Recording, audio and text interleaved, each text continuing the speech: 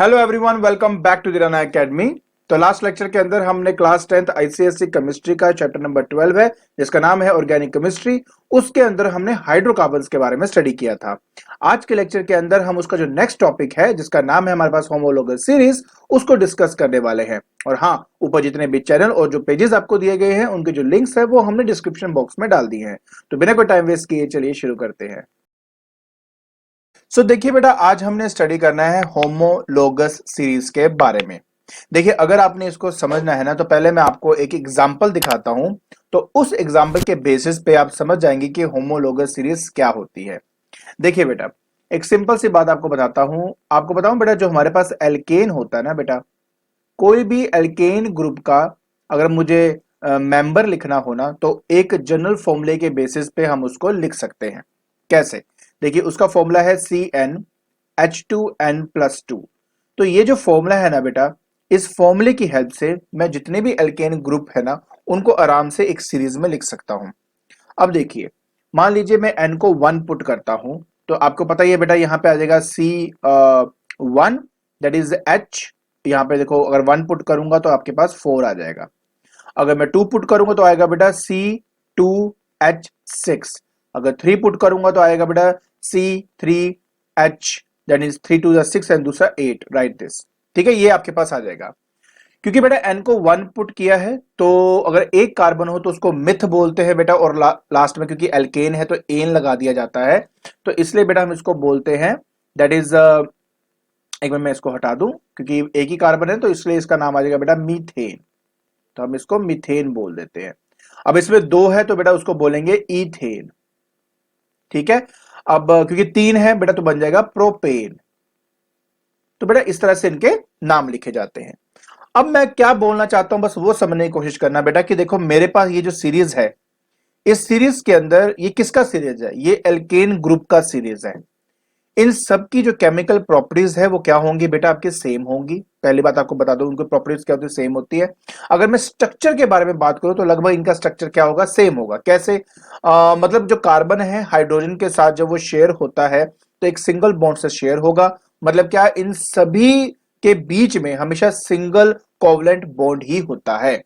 तो structure point of view से same होते हैं। दूसरी बात, इनका जो हमारा केमिकल प्रॉपर्टीज है वो लगभग हमारा क्या होता है? सेम होता है। और दूसरी सबसे बड़ी बात अगर आप ध्यान से देखोगे बेटा, कि अगर मैं इन दोनों का डिफरेंस करूं तो डिफरेंस का मतलब क्या है? कि कितने नंबर ऑफ कार्बन और कितने नंबर ऑफ हाइड्रोजन है। तो जब आप वो डिफरेंस निकालेंगे तो आपको वो CH2 का मिलेगा। इसको मेथाइलिन ग्रुप कहते होते हैं बेटा। अगर मान लीजिए इन दोनों का निकालूं मैं, तो डिफरेंस अगर आप देखेंगे फिर से आपका CH2 ही आपको मिलेगा। तो मेरे कहने का मतलब सिर्फ इतना है बेटा यहां पर, कि दो सक्सेसिव जो हमारे ऑर्गेनिक कंपाउंड यहाँ पे रखे गए हैं, अगर उनके बीच में डिफरेंस निकाला जाए तो CH2 का हमें मिलता है। तो ये जो सीरीज आप यहां पे देख रहे हो इसको होमोलोगस सीरीज कहते हैं। अब सवाल ये आता है कि सर क्या एक ही सीरीज होती है? नहीं बेटा, एल्केन की, एल्कीन की, एल्काइन की, इवन एल्कोहल जो ग्रुप होता है उसकी बेटा अपनी एक सीरीज होती है। याद रखें बेटा, हम उन सबको होमोलोगस सीरीज की कैटेगरी में डाल सकते हैं बेटा जिनका अपना एक जनरल फॉर्मूला होता है। ठीक है। और अगर मैं दो सक्सेसिव जो उनके ऑर्गेनिक कंपाउंड्स हैं उनके बीच में डिफरेंस निकालूं तो वो CH2 आना चाहिए जो कि मिथाइलिन का ग्रुप होता है। और दूसरी सबसे इंपॉर्टेंट बात बेटा ये है, क्योंकि इन दोनों में जो डिफरेंस है बेटा वो CH2 का होता है। आपको पता है, जो आपको मैंने मोलिकुलर मास निकालना तो सिखाया हुआ है, राइट? तो अगर मान लीजिए इस CH2 का मैं मोलिकुलर मास अगर फाइंड करता हूं बेटा, तो आपको पता है जो कार्बन है उसका जो मास नंबर है बेटा वो 12 होता है, और हाइड्रोजन का 1 होता है। लेकिन यहां पर दो एटम्स होने की वजह से यहां पे मैं 2 लिखूंगा, तो आप देख सकते हो बेटा ये आ गया 14 AMU। ठीक है, एटॉमिक मास यूनिट हम कहते हैं AMU को। तो ये आपके पास आ गया। तो मेरे कहने का मतलब सिर्फ ये है कि अगर मान लीजिए मैं इस वाले का मोलिकुलर मास निकालूं और फिर अगर इस वाले का मोलिकुलर मास निकालूं, तो इन दोनों का जो डिफरेंस होगा वो हमेशा 14 AMU ही होगा। सिमिलरली अगर इन दोनों का निकालो बेटा तो वो भी आपका 14 AMU ही होगा। तो मेरे कहने का मतलब समझ रहे हो? तो होमोलोगस सीरीज के अंदर ये दो बातें तो देखनी बहुत ही इंपॉर्टेंट होती है। नंबर 1, उनके जो डिफरेंस है बेटा वो CH2 जो कि मिथाइलिन ग्रुप को रिप्रेजेंट करता है, और दूसरा उनके जो मोलिकुलर मासेस होते हैं उनके बीच का हम अगर डिफरेंस निकालें बेटा तो 14 AMU हमें दिखाई देता है।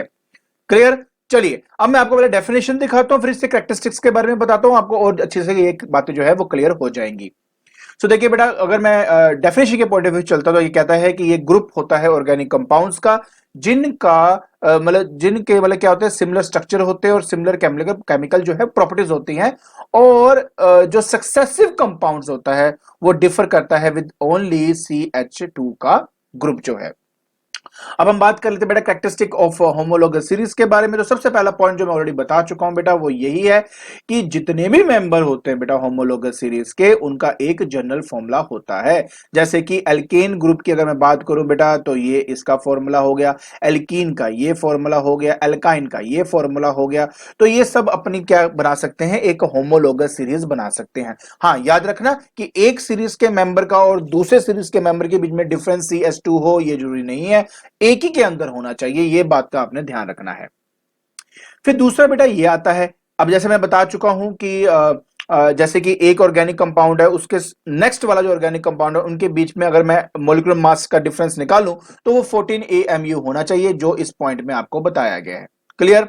फिर ये सबसे इंपॉर्टेंट पॉइंट है बेटा, तीसरा पॉइंट है, कहते हैं जो फिजिकल प्रॉपर्टीज होती है, केमिकल की बात नहीं हो रही, फिजिकल की बात हो रही है, कहते हैं वो ग्रेजुअली चेंज हो जाती है जैसे जैसे हम उस सीरीज के अंदर मूव करते हैं। और उसका रीजन भी ये है क्योंकि जैसे जैसे हम नीचे की तरफ मूव करते हैं, जैसे नंबर ऑफ कार्बन बढ़ते जाते हैं ना, तो उनका जो मोलिकुलर मास है वो भी आपका बढ़ता जाता है, तो उसकी वजह से उनकी जो फिजिकल प्रॉपर्टीज है बेटा उनमें चेंजेस आने शुरू हो जाते हैं।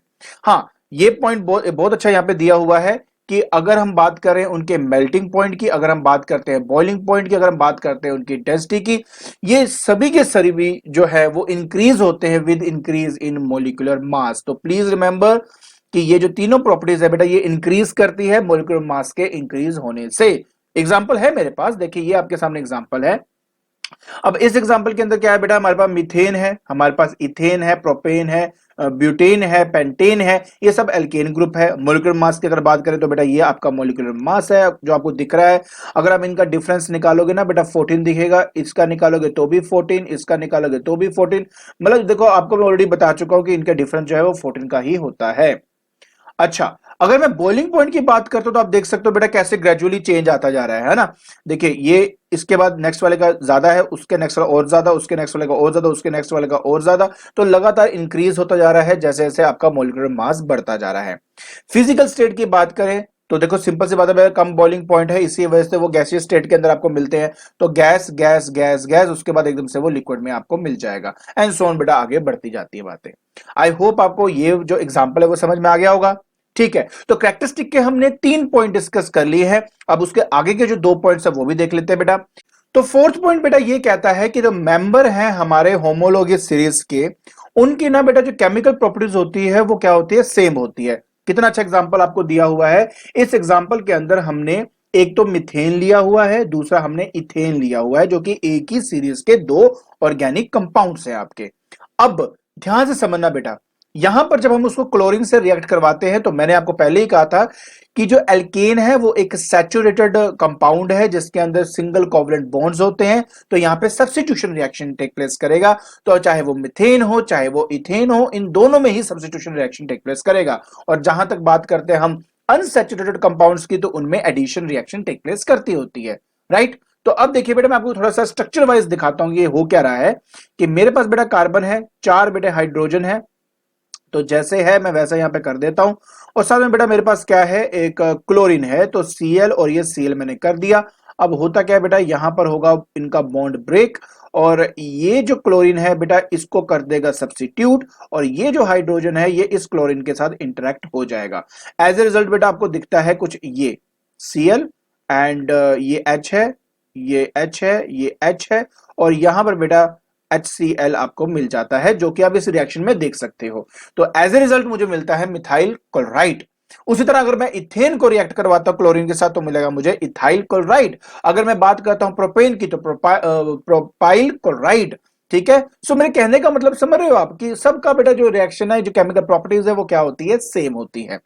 और नेक्स्ट सबसे इंपॉर्टेंट बात बेटा, अगर मैं बात करता हूं एक होमोलोगस सीरीज के मेंबर्स की, तो अगर मुझे उनको प्रिपेयर करना है, ठीक है ना, तो जिस जनरल मेथड से उनको प्रिपेयर किया जाता है वो सभी मेंबर पे लागू हो जाता है। जैसे कि अगर मान लीजिए मेरे पास एक एल्काइल हैलाइड है और मुझे उससे अल्कोहल मतलब में उसको कन्वर्ट करना है, तो वह हमें पोटेशियम जो हाइड्रोक्साइड है बेटा उसके साथ उसको इंटरेक्ट या रिएक्ट करवाना होता है।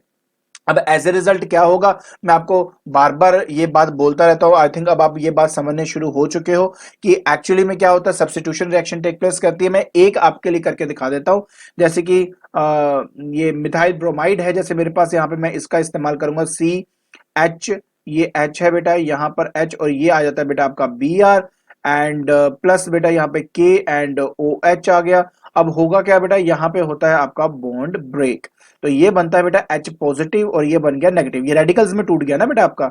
और ये क्या करेगा बेटा, ये आपका जो OH है वो इसकी जगह आएगा बेटा, ठीक है। क्यों? क्योंकि जब ये ब्रेक होता है बेटा तो ये Br नेगेटिव बनता है और ये पॉजिटिव बन जाता है, तो एज ए रिजल्ट बेटा ये यहां पर आ जाएगा और ये इसके साथ मिल जाएगा, जिसकी वजह से बन जाएगा बेटा C, यहाँ पे H, यहाँ पे H, नीचे H और ये बन गया बेटा OH, ठीक है।